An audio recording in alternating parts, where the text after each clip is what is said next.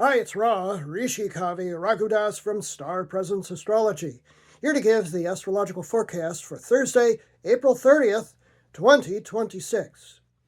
It's a day of some changes, astrologically speaking, and of course it's the day before the big full moon in Scorpio, so we are moving toward some greater intensity today. The sun is at 10 degrees of practical, steady as she goes, lover of the senses, earth sign Taurus, and the moon shifts signs today, moving from the late degrees of love, beauty, and social justice oriented air sign Libra into the deep, dark, emotionally intense water sign of Scorpio. While the moon is still in late Libra, it makes an opposition from 27 degrees of Libra to Chiron, called the wounded healer, at 27 degrees of Aries. That means the morning could be, well, a little tough. We might get up in the morning and have to deal with some emotional issues. 7:05 a.m. Pacific Daylight Time is when that's exact. 10:05 a.m. Eastern Daylight Time and 3:05 a.m. p.m. Greenwich Mean Time. The moon goes void of course for about 5 hours, meaning it's not a great time to initiate matters until it moves into the next sign. It's just kind of free-floating. It does move into water sign Scorpio at 12:02 p.m. Pacific Daylight Time, 3:02 p.m. Eastern Daylight Time, and 8:02 p.m. Greenwich Mean Time. But the only aspects it makes after that during the daytime and even into the early evening are awkward angles.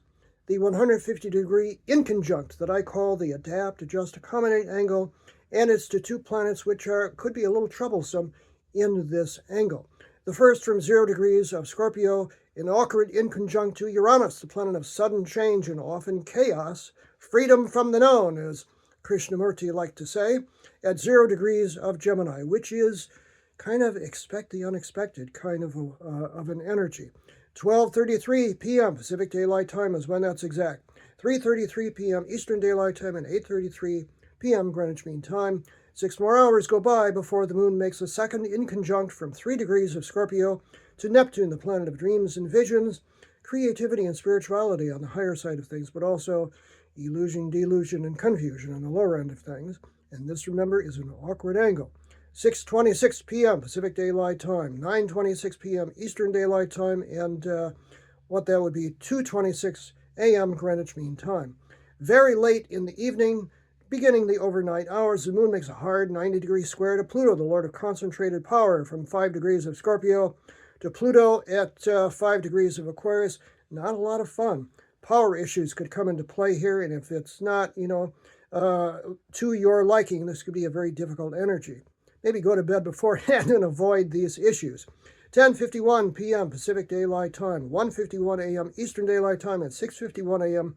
Greenwich Mean Time. And of course, we have the big full moon at 11 degrees of Scorpio coming tomorrow. So this is a day that gradually gets more intense and might be a little difficult. So my advice today is to breathe and stay steady. I'm Ra, Rishi Kavi Raghudas from Star Presence Astrology.